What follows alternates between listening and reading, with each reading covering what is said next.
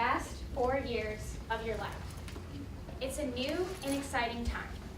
You're making new friends, figuring out who you are, and making a future for yourself. And it has been great for me. I have the best roommates in the world. My relationships with my friends and family have never been better.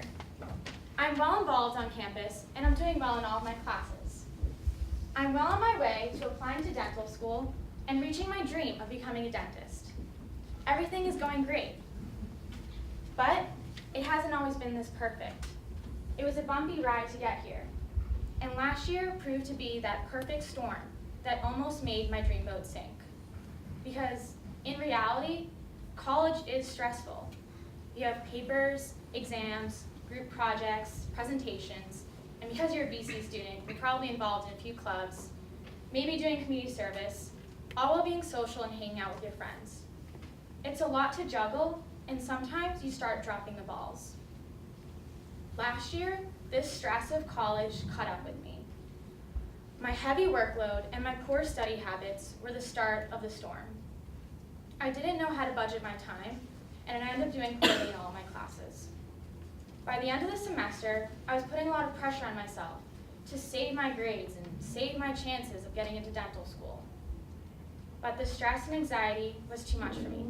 I couldn't handle it.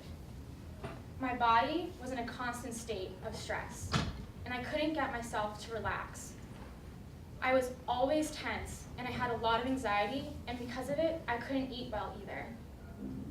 And the worst part was, I couldn't be me. I wasn't happy, and I definitely wasn't fun to be around. So when study day started, I decided to go home. I hoped that being home and being with my parents would help, but it didn't. I was paralyzed.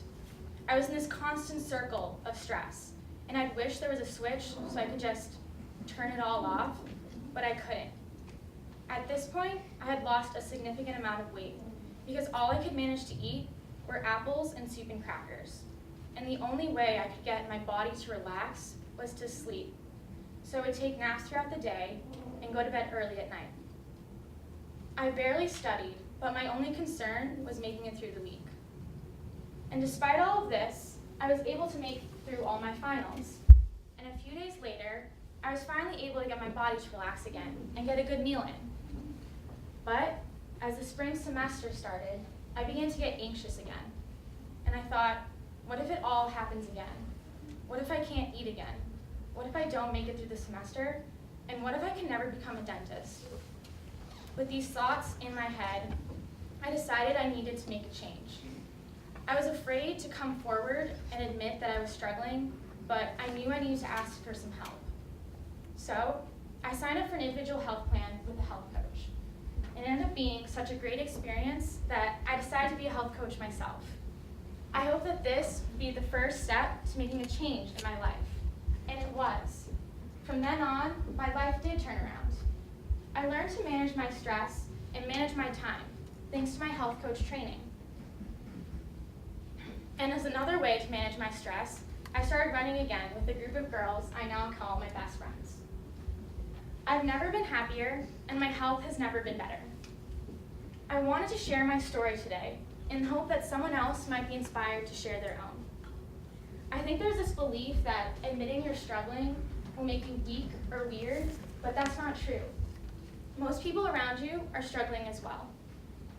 I think it's important for people to know that it's okay to admit that you're not okay.